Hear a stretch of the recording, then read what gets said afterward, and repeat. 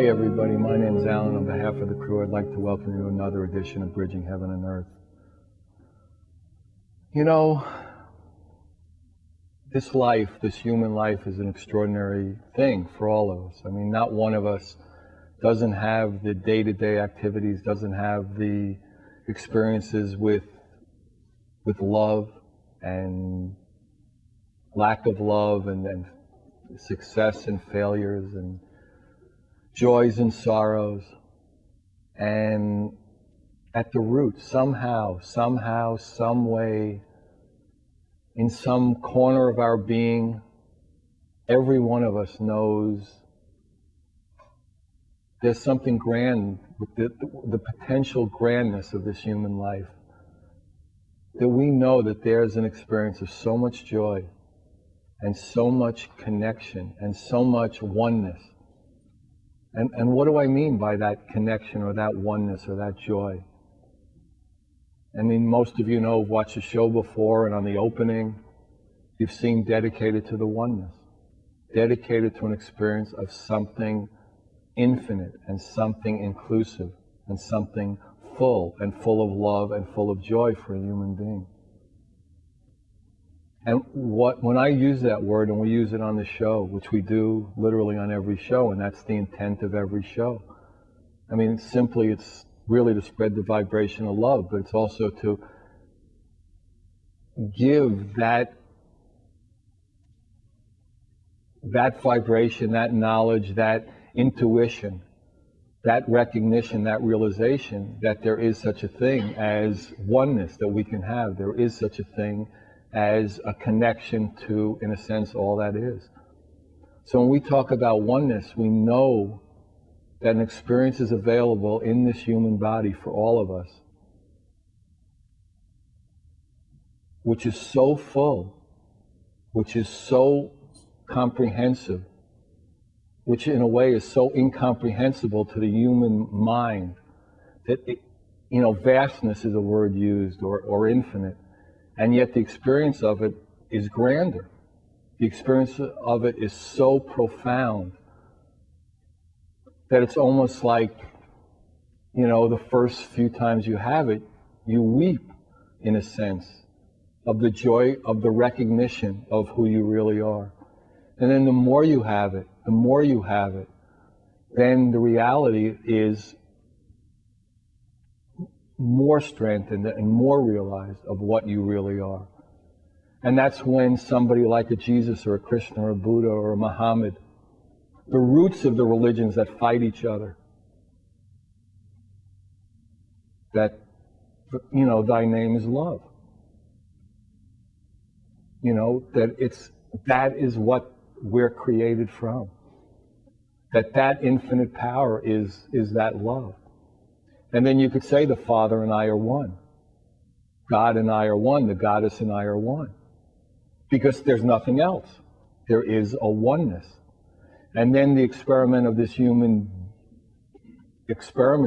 species, this Earth experiment, is to come home to that recognition, to come home into that realization, to come home into that knowing, where you too can say, the Goddess and I are one, the Father and I are one. Because there isn't any other. And as we look around this planet, we would feel that way about all the seeming separates and know that we are one.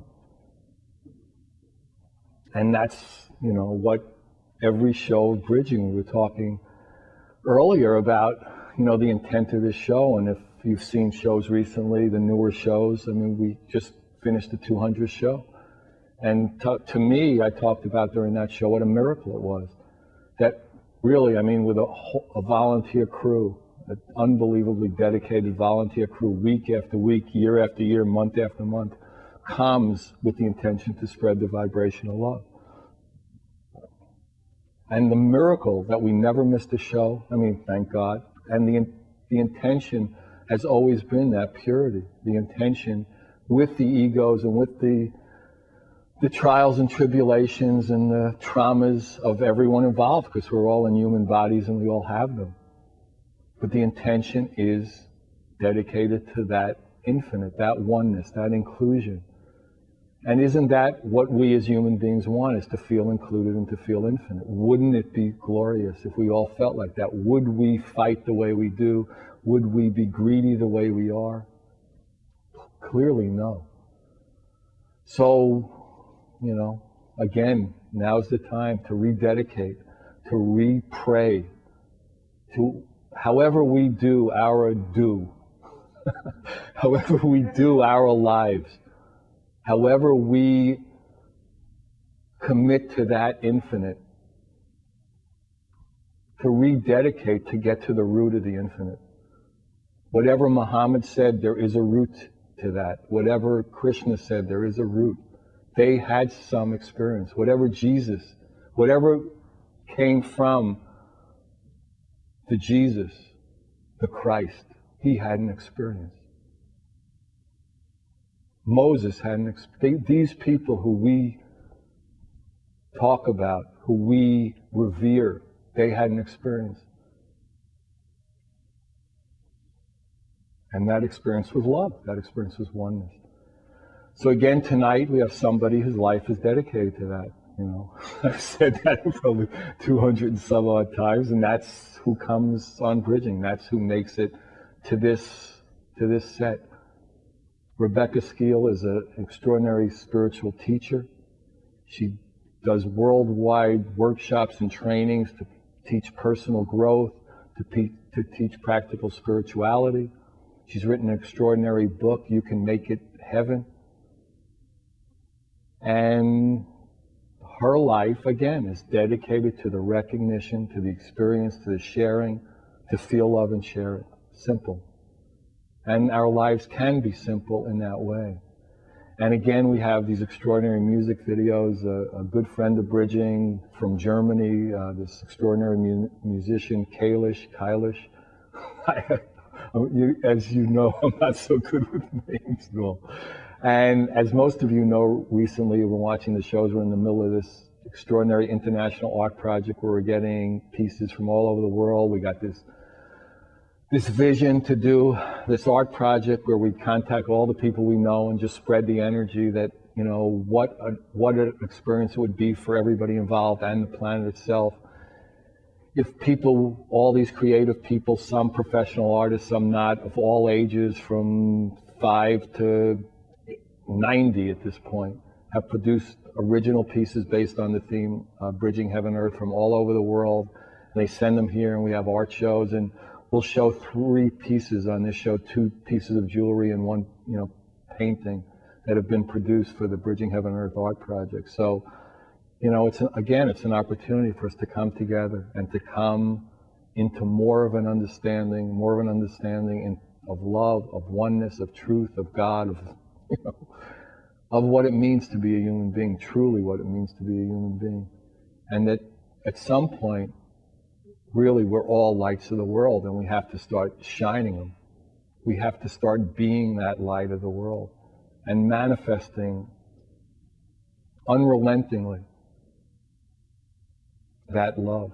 So join me in a short meditation, then we'll have Rebecca and the videos and the art, and, you know, really it's an opportunity for us all to come together. So please join me.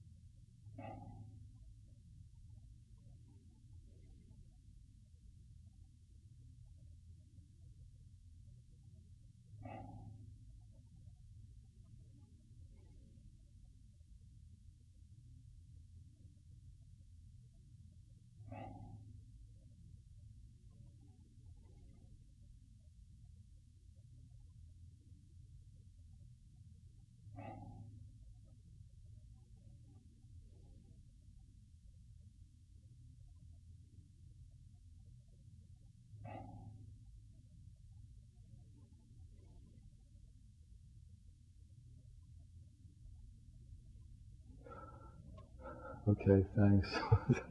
So, you know, if it sounded heavy, I mean, in a way, you know, our lives are serious in a way, you know.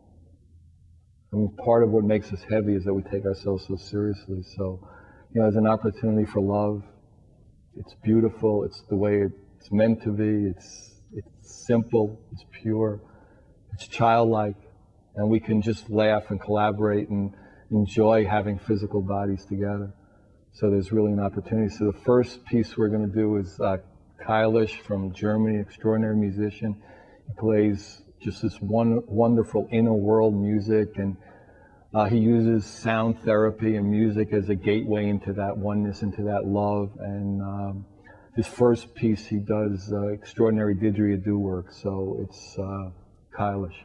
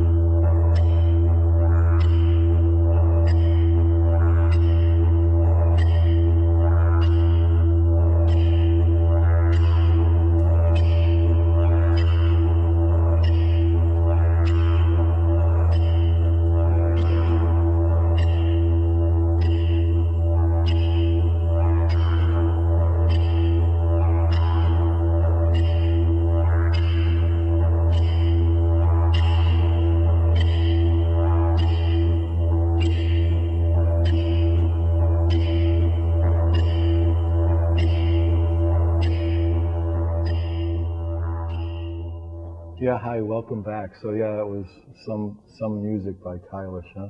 Yeah, the didgeridoo is just an incredible, it's the oldest wood instrument, I think, in the world. So it's, when he plays it, it's extraordinary. So what you're seeing in between Rebecca, hi Rebecca, welcome. Hi Alan, thank you. What you're seeing in between Rebecca and I is these two extraordinary pieces that have been sent in for the Bridging Heaven and Earth Art Project. The one on the left is called Angel Wings, and it's by Sabrina Johnstone. She's been a tremendous supporter of Bridging for many years, and I'm sure you'll see it through, you know, the cameras running through it, how extraordinary it is as a piece. And the piece on the right is this piece, the Bridging Heaven and Earth necklace by Lumari.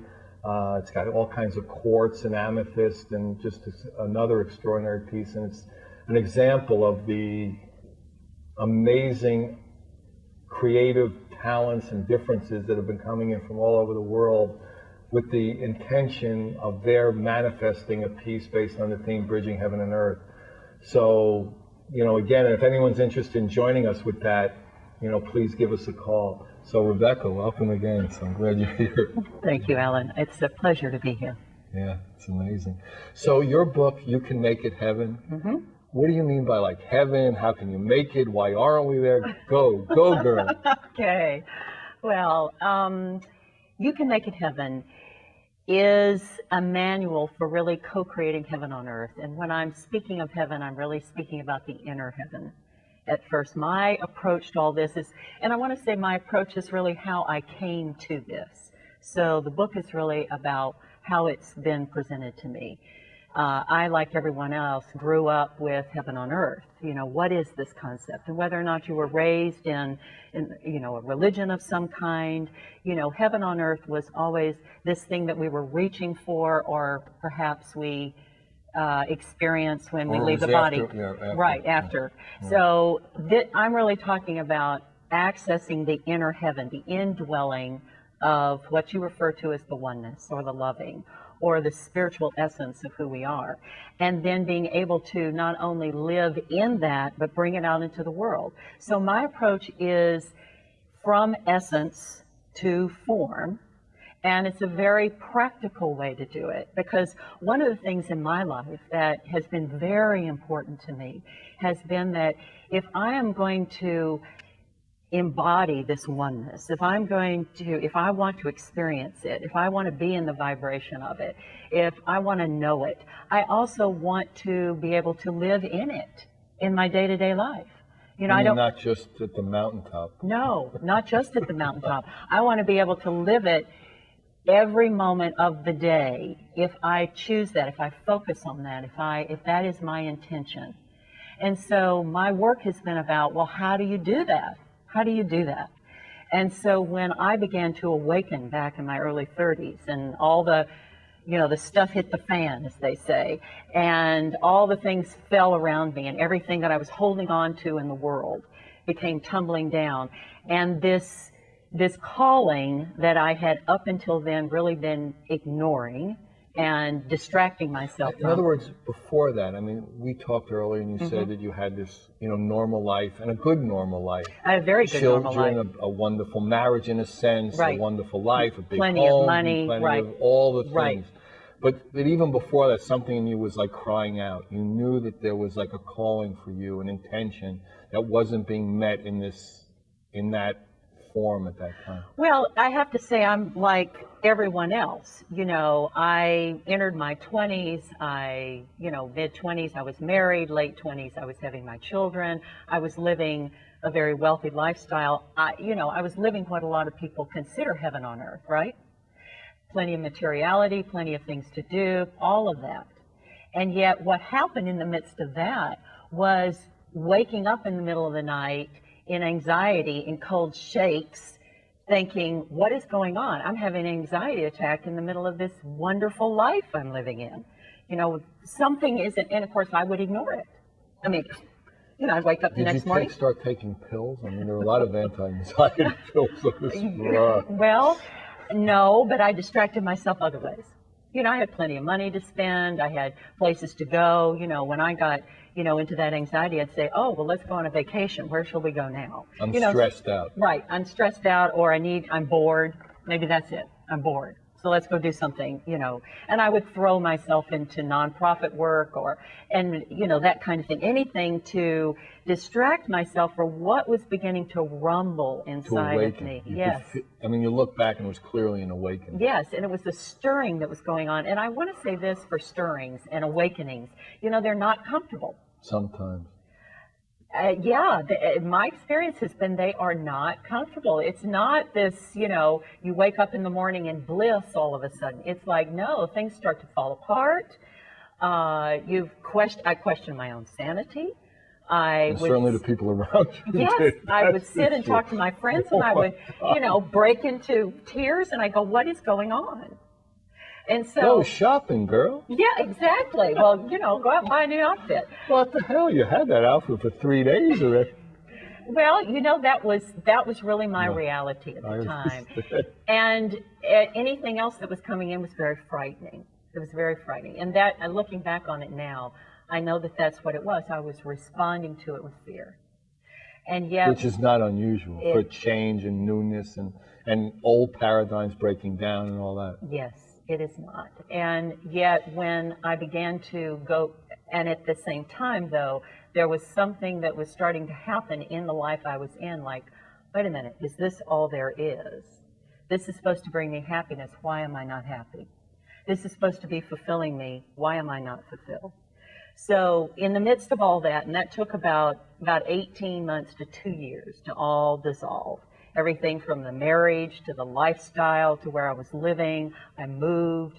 I left major support system. Everything came toppling down. I mean, you moved from where you had been brought up, where the family was, where your husband was, literally across the country, almost all the way across.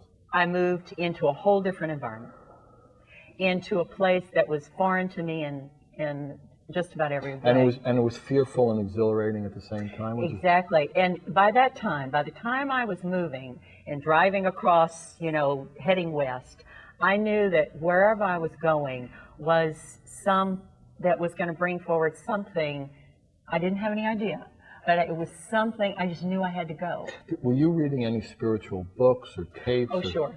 During this... In the 2 years that everything started coming down, around me, people would say, well, check out the Course in Miracles, or listen to this tape, or read this book, so yes, I was starting to really hunger for that kind of thing, and I think that's also very normal. There's a hungering, there's a searching. So you read this book, and you go hear this person, and you listen to that, and you go hear this channeler and this psychic, and it's like a hunger. It's like, oh, wait a minute, there's something that I have up until now not been experiencing and acknowledging in my life. And that in the front of my book, you mentioned my book, You Can Make It Heaven, there's a picture of those magic eye pictures, all those dots on the page. And yet if you look at them long enough, something else starts to come forward. Well, that's what was happening in my life. The dots on the page were beginning to scramble.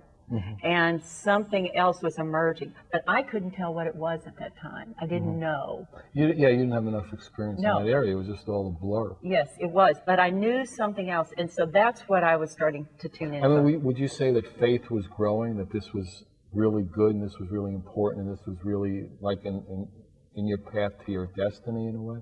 Absolutely.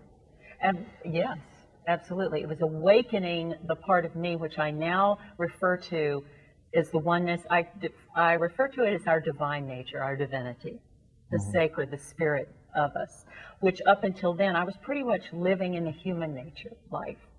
And the human nature life, is full of all wonderful kind of sensual experiences, but it's also full of a lot of drama and trauma. And I was very much into the story of my life and the drama and trauma of my life. From where are you out? Yeah. Absolutely. Yeah, absolutely. Really. And I was being beat up by it, and the emotional and the mental that went along with it. So what was emerging, though, was the divine nature, the spiritualness, or the loving. And I remember, tell a story about the loving, about love, is the first time loving was ever really presented to me in the way like, this is the truth of who you are. Instead of having the experience of, oh, I wanted to bolt for the door. I was scared to death. It's like when we really get the reality that that is who we are and what this life is about. A lot of times it's like, well, the ego is just whoa. that part of us that, you know, it's exactly. not in recognition of that. It's just No. like, get out of here. This could be the end of me. Yes. This Yes. could be trouble. Yes. And it's almost also, I think it's that place inside of us that all of a sudden wants that so badly that it's kind of like, oh, wait a minute, don't show it to me. You We're know? insane in Yeah. a way. Yeah, we're completely insane about it. So that all happened. It all started awakening. And from that, of course, I went on a very sincere. And you had fairly young children at that point, right? Oh, they were 2 and 5 at the time. So you had a lot this of earthly responsibilities in this time of questing. Absolutely, yes. It wasn't like I could just drop everything and go to join a mountain. Yeah, right, a mountain, a monastery, or something like that. And no, so you had to make it practical and make it part of an everyday world. So Yes, I mean, I your spoke on the wheel was, say, different than Mahatma Ji or somebody Right. like that. Exactly. Yeah, it's interesting. Yeah. How, I mean, like I said at the opening, it's for everybody. Yes. And how do we all get there? That's what's so interesting. Yes. To meet all these people and hear all their stories, you know. It's, Yes. Well, and you know, yes, and so mine was very practical, and maybe that's one of the reasons that I talk about it very practically, is because I did have small children, and I did then have to go get a job. I got divorced and had to work and had to get back in the job force. what is this? You know, and it's like, yeah, okay, here we go. And at the same time, though, there was this really deep spiritual undercurrent that was beginning to awaken inside of me.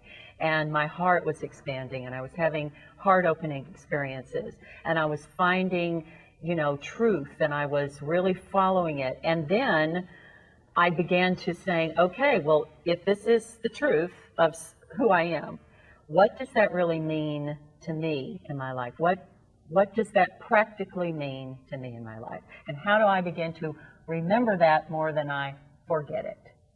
Or awaken Yeah, how can more? I change the momentum so that that's my reality Yes. more and more? Yeah, no, Yes. it's an interesting. Yes. So what I began to do was really take a look at this whole awakening into the truth of who we are, the oneness of who we are, and how to live that. And I call it self-mastery in my book, because to me, we start to master the parts of us that want to distract us, and the parts of us that put us in fear, and the parts of us that go into the drama and trauma, or go back to sleep, or get into addictions, or that kind of thing. And again, not judging any of that, but more having loving compassion for those Yeah, parts we all of know us. how to go there.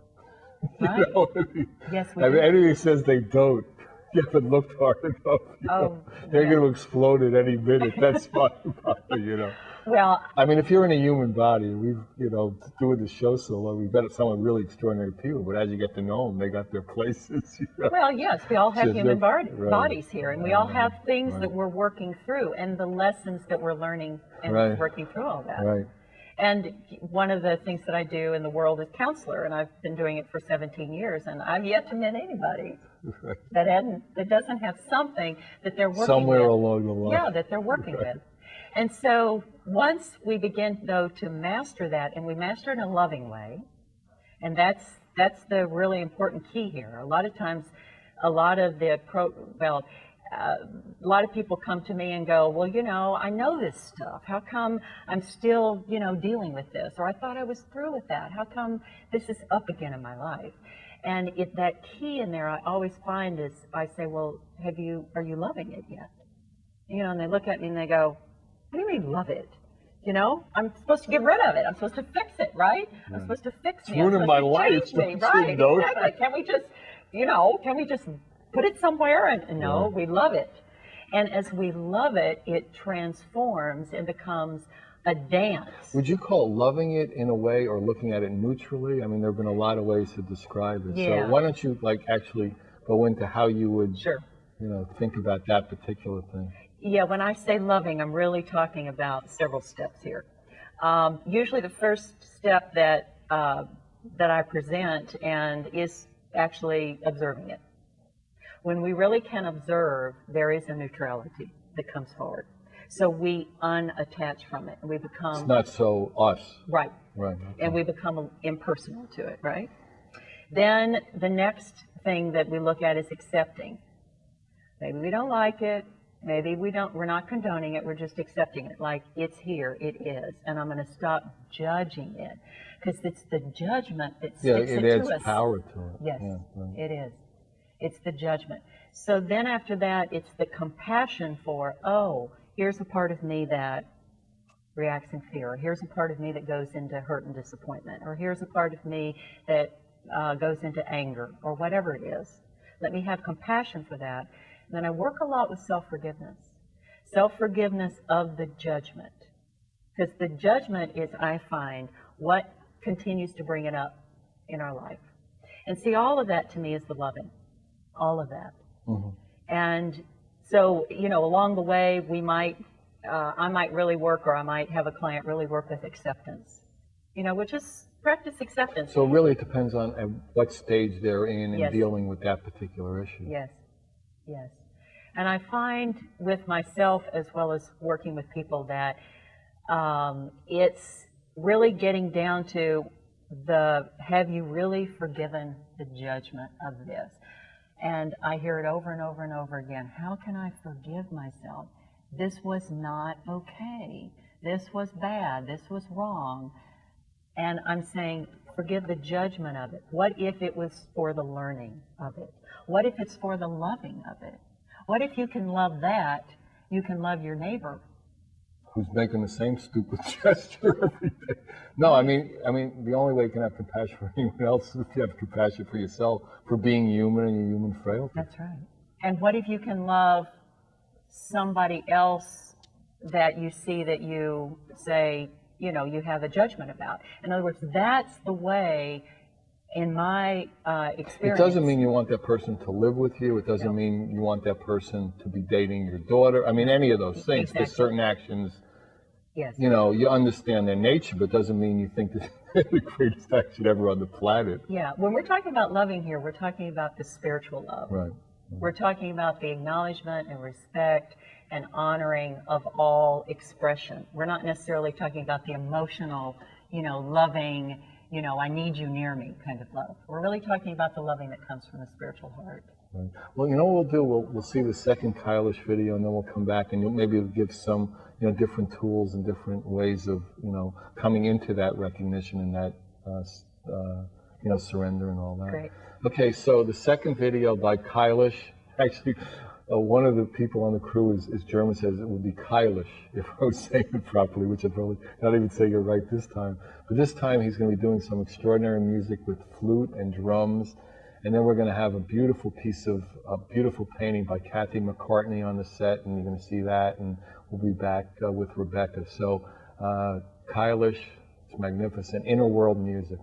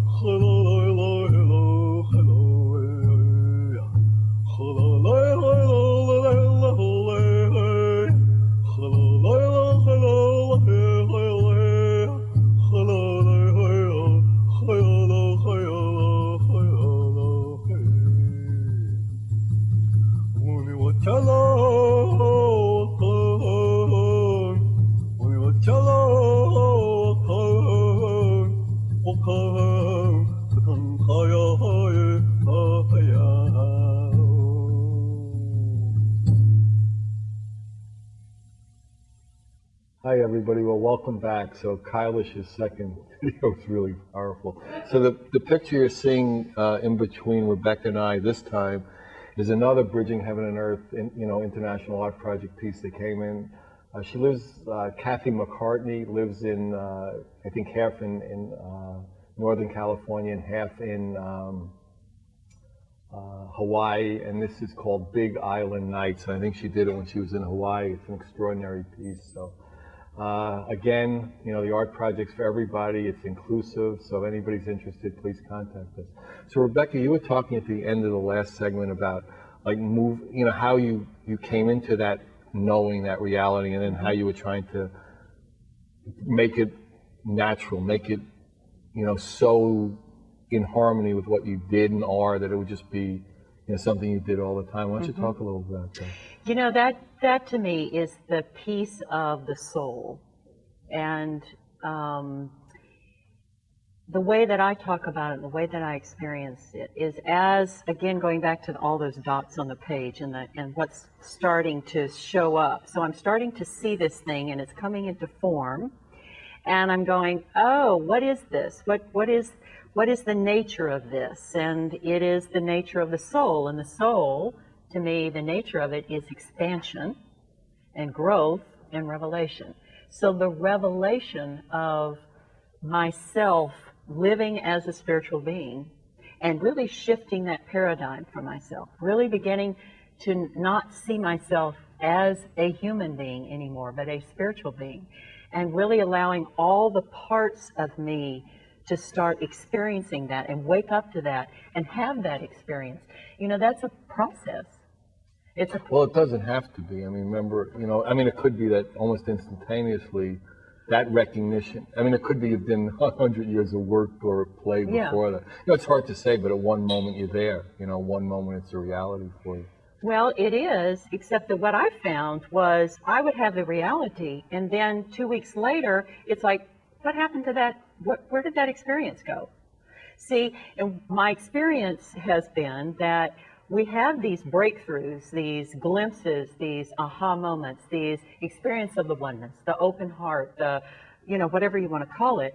And then all of the past conditioning of who we are begins to, again, muddy the waters.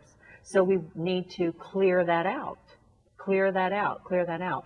So a lot of times now when I'm working with someone, we're not talking about healing anymore. We're talking about clearing. Mm-hmm. To me, this is one of the new things that all of us are moving into. It's like, what do I need to clear out of the way for me to be able to really stand in the presence of that inside of me, with me, and be in it, and then my doing comes from that being. So it's a matter of clearing it, clearing that limiting belief, or clearing that past conditioning, or clearing that perception. And it's the perceptions of who we are, to me, that continue to get, well, again, I'm just seeing that image again. It's like, it's etc. It's like once I get a picture of this, then I've got to let it go. Because it's that thing of once we think we know what this is, or what it is to live a spiritual life, or what that's supposed to look like, it's like, let it go. Because it's the next revelation. It's the next revelation. How do we stay that fluid, that born again, that new in every moment? Why don't you talk a little bit about that? Well, my experience, again, is that for me, what is foundational to that is some kind of spiritual practice that really connects me to that. And so... On an ongoing basis. On an ongoing basis, on a daily basis. That's like one of the main pieces that I put into my life. And which ones do you do? I do a inner chanting of the names of God. It's a path of light and sound. So it's really about working with sound as well as light, and connecting with the multidimensionality of who we are, which is beyond, the physical form, into whatever you want to call it, the higher self, the soul, the Christ consciousness, makes no difference to me what you call it. And so that's the path that I do, and it really grounds me into that experience. And then it's about beginning to bring it conscious in every moment. So a lot of times, like what I'll do is I'll walk around during my day and I'll just ask myself, if heaven is present, what are you present to? Are you present to the heaven that's present or not? And so it's again a constant refinement of where is my attention. And then also I work with intention in my life. And intention to me is like the guiding light. It's like the inside light that's shining out. And it's like, what am I following? What am I following in my life? And what I want to follow is that. I want to follow that. So when I go out of balance, I have You remember when you do. Well, yeah, absolutely. And if we don't go out a couple of times over a period, it's probably surprising. Well, the human nature is our teacher. So I go out of balance. I have a fight with my husband, or, my child, one of my adult children calls me, and they're in the middle of something, and I start getting worried about them, or maybe my bank account all of a sudden goes below what I want, and up comes my fear of, lack or something like that. Anytime I go out of balance, to me, self-mastery is not about going out of balance. It's about how quickly do I remember, wait a minute, I have a different choice here. And I want to bring myself back into balance inside myself, into the perfection, we talked about that earlier, or the heaven that's present. And then I can go from there. And that doesn't mean that I don't have upset and fear and anger and hurt and all of that into my life, but it's like I'm also really aware of what is the choice to move out of that. You've experienced the harmony enough to know when disharmony is there sooner than later. Yes. In fact, I can, feel it viscerally. And the other thing, we work, my work used to be a lot of talk therapy, and it's very, very little of that now. When I work with someone, I'm working with their energy fields, I'm working with where does that need to be cleared, I'm working with the blocks and the consciousness, and, as I get clearer, then I can help facilitate someone else getting clear. And someone said something to me the other day. We were talking about, just kind of the whole arena of therapy. And, to me, what I want to help someone, what I want to facilitate in someone is them finding their truth. Not my truth, not the truth that they read in some book somewhere. I want to help them find their truth. And that to me is a matter of clearing everything that's in the way of that. So that, leads us to co-creation, which is the other piece. And I know you and I were, you talked about the bridging between heaven and earth and how you see that as maybe the symbol of the for me, that's a symbol of co-creation. Right, different wording for the experience of like this new paradigm that's forming, that's in the, that's formed, that we're all walking over in a way. Yeah, and to me, it is co-creation. That is the new paradigm. And so define that. Well, okay. Co-creation for me is co-creating between the divine nature and the human nature in a dance that asks us into higher levels of cooperation. And the highest level of cooperation for me, the words I would say, is the highest good for all concerned. And when I'm working here on this planet, considering the highest good in anything I do, you and I sitting here working with a client, writing my next book, teaching my next workshop, wanting people to come to my workshop. Or walking down the street. Or walking down the street or standing in a grocery line. It's like, how do I begin to really line up with the highest good? And what is the highest good anyway? And it's all of... I thought it was a question for me. It's like, oh my God, I'm going to have to answer it. But the tables have been turned and I'm screwed now. Well, that's one of the things that I teach a course now, and that's one of the things I pose to. So how would you answer? Well, the highest good is an ongoing revelation. It's really about saying, what is the highest good here? What is the highest good for all concerned? And ask me to let go more and more and more of what I desire, the attachment of desire, and therefore go more into my preferences, but at the same time let it go. So that thing that all of us have heard, at least I've heard, for many, many, many years. Where'd your southern accent go? That's it's in there. I want to know where that went. It's in there she somewhere. She grew up in Louisiana. It's in there. All right, I know. Let go and let God. All right. Okay, so it's that, another way to say that is be patient and relax. And that's not easy. Not always easy. Well, when ideas are flipping around, you're just there and we talk about what you're describing in a way as love in motion. Oh, nice, yeah. How do you get to that place where wherever you move, it's just, and you have no concept, how would love move? You don't know. Yes. You don't have a concept. You're born again, and not in a religious sense, but that you're just new. So, exactly. So it's always a new paradigm. It's always new. It's always that revelation, ongoing revelation. Yeah, you've woken up in this bed, but it's like it's a new morning. Yes. You've done this show 2 million times, but it's still a new show. Exactly. Energetically, because it's all different. Exactly. Always. And if we're following that love in motion, which, is again, the soul to me. It's like tomorrow morning when I wake up, it is a new revelation. Has to be. Yes. So that's what keeps you're not carrying the concept of who you were before. No.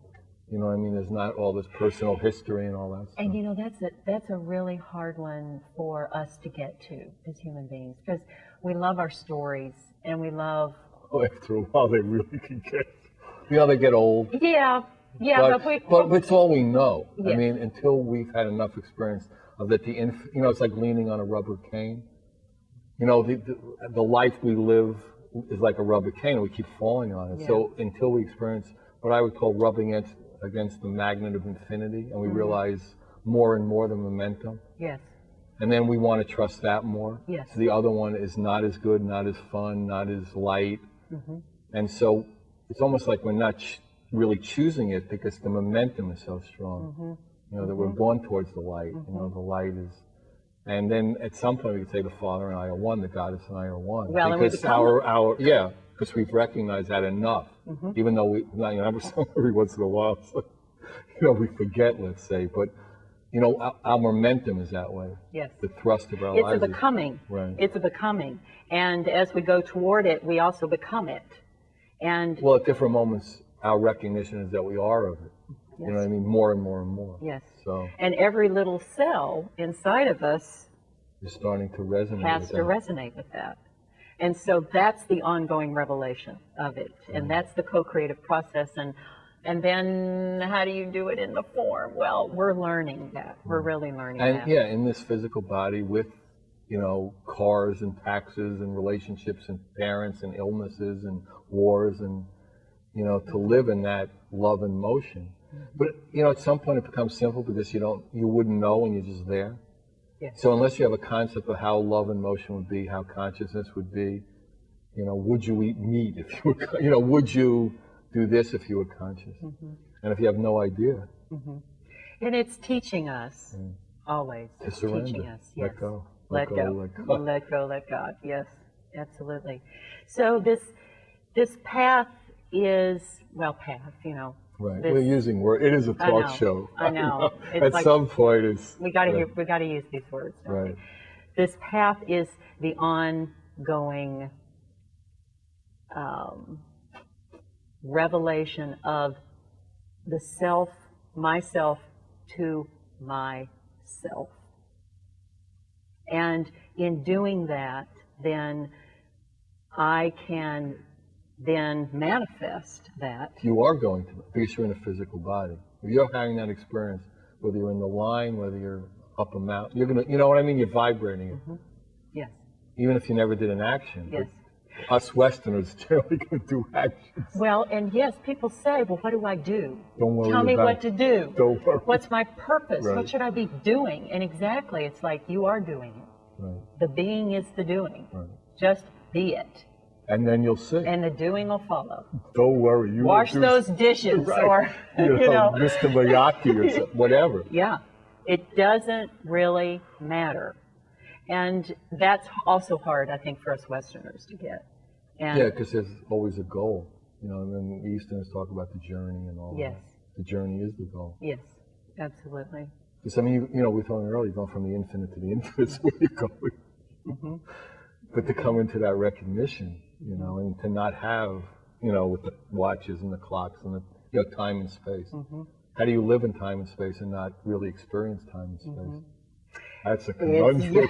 Yeah, and that to me is all, again, this unfolding of this co-creatorship and taking it on and what this is about. So it's a very exciting time to be in a body, embodying this process. It's Because magnificent. we really are bridging it. And we are the, you know, the bridging people who are here doing it and writing the Holy Scripture and writing it in our everyday life and Putting it on television. putting it on television whole and thing. putting it down on books and Right. tapes and, you know, out there and on the internet and all that kind of stuff. You know, we are the Holy Scripture that is being written right Amen, sister. now. Amen. You know, it's amazing. I know you're going to be surprised, but the show is really like 30 seconds and we're over. So let me just say goodnight to everybody. Good night, Rebecca. It's great having Good night, you. Ellen. Thank you. And if you want any information about Rebecca, the book, Kylish, the artist, the art project, Alan, 805-687-2053, 805-687-2053. We love you. God bless you. Good night. Come again. We love you.